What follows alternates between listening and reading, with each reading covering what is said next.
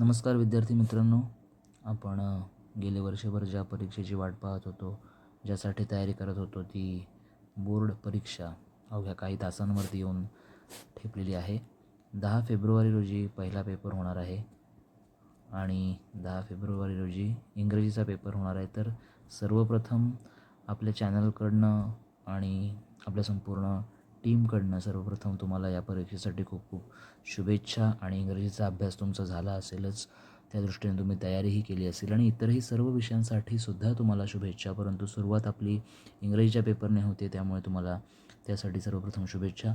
आता बोर्ड परीक्षेसाठी आवश्यक ज्या गोष्टी, महत्त्वाच्या बाबी ज्याला आपण म्हटले, त्यासाठी मी हा व्हिडिओ खास बनवतो आहे की कुठल्या कुठल्या गोष्टी आपण लक्षात ठेवल्या पाहिजे किंवा कोणत्या कोणत्या गोष्टींवरती फोकस करणं किंवा परीक्षेला जाण्याच्या आधी कोणकोणत्या गोष्टी लक्षात घेणं गरजेचं आहे, त्यासाठी हा व्हिडिओ आहे. तर व्हिडिओ शेवटपर्यंत पहा, जेणेकरून तुमच्या अशा काही गोष्टी लक्षात येतील की ज्या तुम्ही विसरण्याची शक्यता आहे परीक्षेला जाण्यापूर्वी. त्यामुळे त्या कोणत्याही प्रकारच्या गोष्टी आपण विसरू नये आणि आपलं कोणतंही नुकसान होऊ नये, या दृष्टीने हा व्हिडिओ अत्यंत महत्त्वाचा आहे. सगळ्यात महत्त्वाचं म्हणजे पहिली गोष्ट आपण जी लक्षात घेणार आहोत ती पूर्वतयारी. बोर्डाच्या परीक्षेला जाण्यापूर्वी जी पूर्वतयारी आवश्यक आहे त्याच्याकडे आपल्याला लक्ष द्यायचं आहे. तर त्यासाठी तुम्ही सर्वप्रथम जे हवं आहे तुम्हाला, सगळ्यात जी अतिशय महत्त्वाची गोष्ट आहे ती म्हणजे तुमचं हॉल तिकीट. त्याची कॉपी तुमच्याकडे असायला पाहिजे आणि साधारण तुम्हाला हे कॉलेजकडनं तुमच्या दिलं जाईल किंवा तुम्ही ऑनलाईनही ते डाउनलोड करून घेऊ शकता. किमान 2 ते 3 कॉप्या जवळ ठेवा आणि लॅमिनेट करून ठेवा, जेणेकरून समजा एखादी कॉपी हरवली तरी दुसरी तुमच्याकडे अवेलेबल राहील. आणि जे तुमचं परीक्षा साहित्य त्यासोबतच हे हॉल तिकीट ठेवा, काढू नका अजिबात बाहेर. आणि ते कुठेतरी हरवण्याची शक्यता असते, त्यामुळे ते सॅकसोबत तुमच्या परीक्षेच्या साहित्यासोबतच राहू दे. आणि त्यामुळे तुम्हाला जर आयत्या वेळी परीक्षा केंद्रांवरती तुमचं जर हॉल तिकीट सापडत नाही असं झालं, तर तिथे खूप सारा कॅओस क्रिएट होतो आणि मग आपल्याला कॉन्फिडन्स जो असतो, आपली जी तयारी असते ती कमी होऊन जाते. आणि म्हणून त्यासाठी तुमच्यासोबत हॉल तिकीट कायम असणं गरजेचं आहे. म्हणून त्याचे 2-3 कॉपीज काढून ठेवा. आणि त्यानंतर दुसरी जी गोष्ट आहे ते म्हणजे तुमचं परीक्षा केंद्र कुठे आहे ते तुम्ही आधी पाहून ठेवलं पाहिजे, जेणेकरून आयत्या वेळी तुमची धावपळ गडबड होणार नाही. त्यासाठी परीक्षा केंद्र कुठे आहे ते पाहून घ्या आणि आपल्याला कशाप्रकारे त्या ठिकाणी पोहोचायचं आहे आणि त्या दृष्टीने तुम्हाला तुमचं नियोजन करावं लागेल. आणि म्हणून परीक्षा केंद्र एकदा पाहून ठेवणं गरजेचं आहे. परीक्षा केंद्रावरती आपला पेपर जो आहे तो सकाळी बरोबर 11 वाजता सुरू होणार आहे. कोणतेही साधारणपणे इंग्रजीचा पेपर हा 11 वाजता सुरू होतो. बाकीचे इतर पेपर काही वेळा दुपार सत्रातही पेपर होतात, पण पहिल्या दिवशीचा पेपर हा शक्यतो 11च्या दरम्यान सुरू होतो. किमान 10:15पर्यंत किंवा 10 वाजेपर्यंत तुम्ही त्या परीक्षा केंद्रावरती पोहोचाल आणि तुमच्या जो काही तुम्हाला वर्ग जो दिलेला आहे एक्झाम हॉल, तिथे तुम्ही स्थानापन्न व्हाल. या दृष्टीने तुमचं नियोजन करा. तेवढ्या वेळेत त्या पद्धतीने घराबाहेर पडा. जास्त उशीर होऊ देऊ नका, कारण उशिरामध्ये आपल्याकडनं अनेक चुका घडतात. आपण घाई गडबडीमध्ये जात असतो, आपल्याला बस चुकू शकते, ट्रेन चुकू शकते, स्वतः आपली गाडी असेल तर गाडीचे काही इश्यूज होऊ शकतात. त्यामुळे ह्या सगळ्या गोष्टींचा, निगेटिव्ह पॉईंट्सचा विचार करून त्या दृष्टीने नियोजन करून घराबाहेर पडा. शक्यतो गाडी तुम्ही स्वतः मुळीच चालवू नका. पालकांना सोडायला सांगा सेंटरवरती. गाडीचा अजिबात चालवण्याची रिस्क घेऊ नका आणि वेळेपूर्वी घराबाहेर पडा. त्यानंतर तुमच्यासोबत तुमचं रायटिंग मटेरियल, म्हणजे जे काही तुमचं लिखाणाचं साहित्य आहे ते सोबत राहू दे. फक्त लिखाण साहित्य. त्यानंतर तुमचं असेल हॉल तिकीट. ह्या 2च गोष्टी तुमच्यासोबत राहू द्या.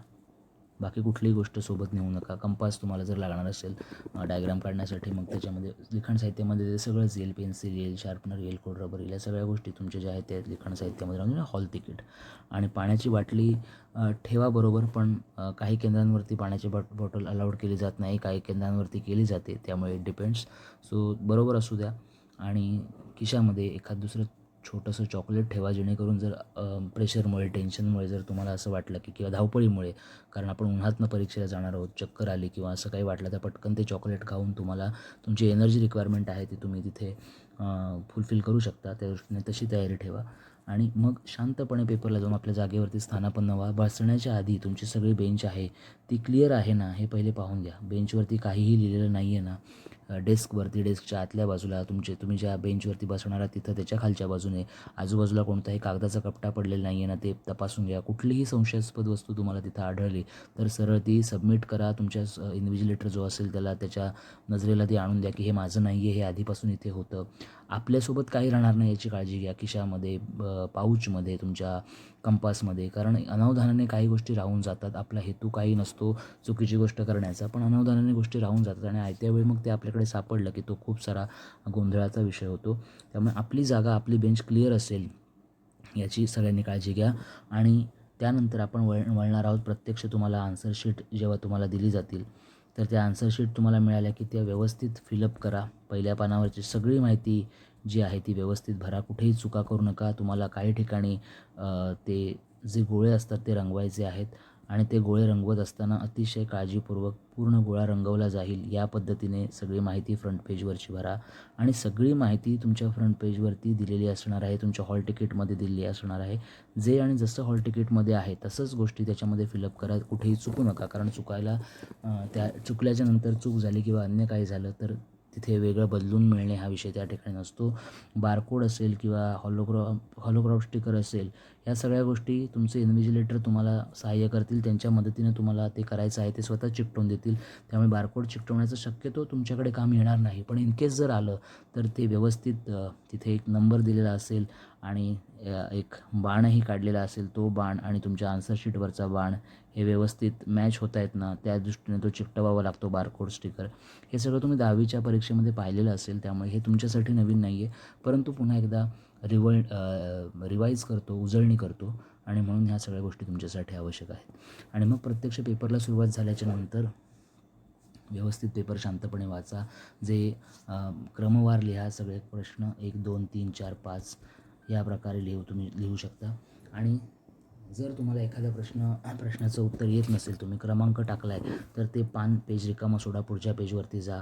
आणि शक्यतो मी सजेस्ट असं करेन की क्रमानेच प्रश्न सोडवा. उलटसुलट सोडवले तरीही चालतात, पण नेहमी लक्षात ठेवायचं न्यू क्वेश्चन न्यू पेज हे कधीही विसरायचं नाही.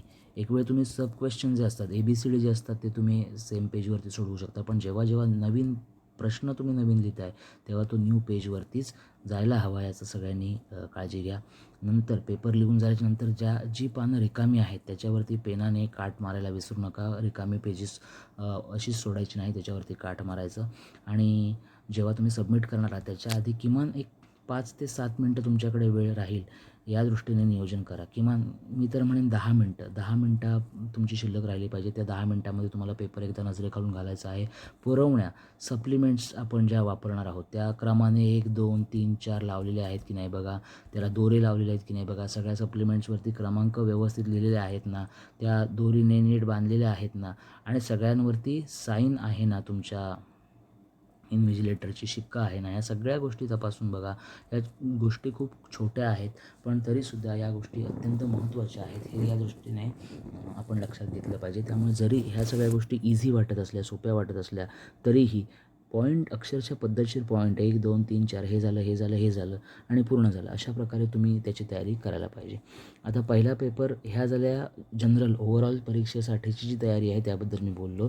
आता आपण ओव्हरऑल तयारीनंतर आता इंग्लिश विषयाबद्दल आपण काय तयारी विशेष करायला पाहिजे त्याबद्दल आपण बोलूया. 80 मार्क्सचा पेपर आहे आणि एकूण 1 ते 5 प्रश्न आहेत ज्याच्यामध्ये तुम्हाला क्रमाने प्रश्न सोडवायचे आहेत.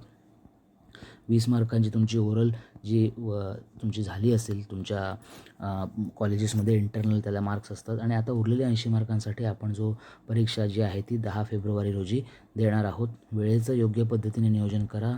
क्रमाने प्रश्न सोडवा. प्रत्येक प्रश्न नवीन पानावरती, जसं मी मागाशी म्हटलं त्याप्रमाणे. आणि ज्या पद्धतीने आता ॲक्टिव्हिटी शीट आपली आहे, आपण याला प्रश्नपत्रिका म्हणत नाही तर याला आता ॲक्टिव्हिटी शीट असं म्हटलं जातं, कारण त्याच्यामध्ये काही गोष्टी तुम्हाला करण्यासाठी सांगितलेल्या असतात. उदाहरणार्थ डायग्राम सोडवायची असते. एखाद्या प्रश्नाचं उत्तर अशा प्रकारे वर्तुळ देऊन त्याच्या बाजूला 4 चौकोन किंवा इतर 4 वर्तुळं दिलेली असतात आणि त्याच्यामध्ये उत्तर लिहा असं सांगितलेलं असतं, किंवा या पद्धतीचे बॉक्सेस दाखवलेले असतात. हे असं जे असेल, जो डायग्राम दिला आहे हे असंच्या असं तुमच्या उत्तरामध्ये सुद्धा दिसलं पाहिजे. तुम्ही फक्त उत्तर लिहून उपयोगाचं नाही आहे, तर ज्या फॉर्मॅटमध्ये तुम्हाला उत्तर विचारलेलं आहे त्याच फॉर्मॅटमध्ये तुम्ही उत्तर देणं अपेक्षित आहे. त्यामुळे ही जी डायग्राम्स मी इथे वरती दाखवलेत त्या पद्धतीने तुम्ही तुमच्या उत्तरपत्रिकेमध्ये ते सगळं लिहायचं आहे. आणि योग्य प्रकारे उत्तर लिहून कॅपिटल, स्मॉल, पंक्च्युएशन मार्क्स असतील, नवीन प्रश्न नवीन पानावरती असेल, पॅरेग्राफ व्यवस्थित लिहा. आणि इन केस जर एखादा प्रश्न येत नसेल तरीसुद्धा तो प्रश्न अटेम्प्ट करा. समजा क्वेश्चन 5मधलं तुम्हाला ए येत नाही आहे, हरकत नाही, पण क्वेश्चन 5A म्हणून ठेवा उत्तरपत्रिकेमध्ये आणि ते पेज रिकामं सोडून पुढच्या पेजला तुम्ही जा. आणि हे अत्यंत महत्त्वाचं आहे, कारण कधीकधी असं होतं बोर्डाच्या परीक्षेमध्ये एखादा प्रश्न चुकू शकतो, प्रिंटिंग मिस्टेक असू शकते का कोणत्याही प्रकारचं त्याच्यामध्ये चूक असू शकते. आणि मग बोर्डाकडनं कधीकधी त्याचं नोटिफिकेशन असं येतं की फुल मार्क्स ज्यांनी अटेम्प्ट केले आहेत त्यांना फुल मार्क्स द्या. त्यामुळे जरी तुम्हाला एखादा क्वेश्चन डाऊटफुल वाटतो आहे की या प्रश्नातच काहीतरी चूक आहे किंवा प्रश्न चुकीचा प्रिंट झाला आहे, काही असेल, पण तो तुम्ही अटेम्प्ट करून ठेवला पाहिजे. जसं मी इथे दाखवलं, समजा मला क्वेश्चन 5A येत नाही आहे, पण मी मेन्शन केलं आहे प्रश्नाचं नंबर आणि पेज मात्र इकडे रिकामं सोडलं आहे. तर या पद्धतीने तुम्ही जर गेलात आणि जर शेवटच्या 10-15 मिनटामध्ये कदाचित तुम्हाला उत्तर आठवलं किंवा काही तुम्ही लिहू शकलात त्याच्यामध्ये, उत्तराचा भाग असेल, काही तुम्हाला रेफरन्स असतील, आठवलं असेल काही, तर ते तुम्ही तिथे लिहू शकता.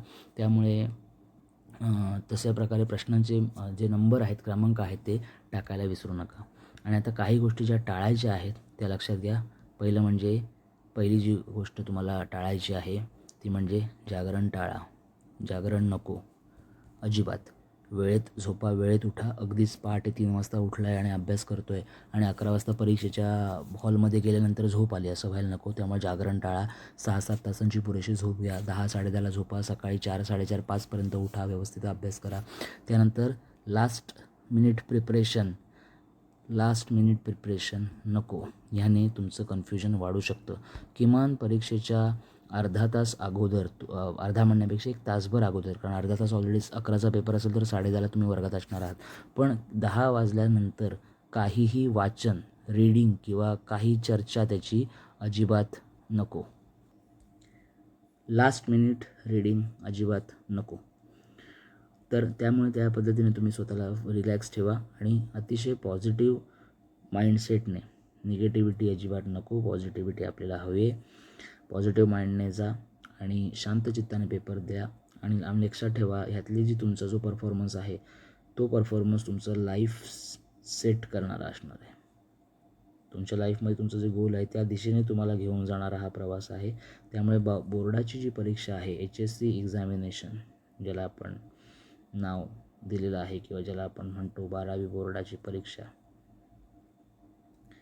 तर ही HSC एक्झामिनेशन ही तुमच्या आयुष्यामध्ये खूप महत्त्वाची आहे, ज्याची तुम्हाला पूर्ण कल्पना आहे.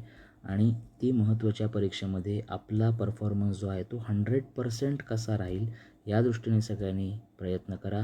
पुन्हा एकदा सगळ्यांना खूप खूप शुभेच्छा. धन्यवाद.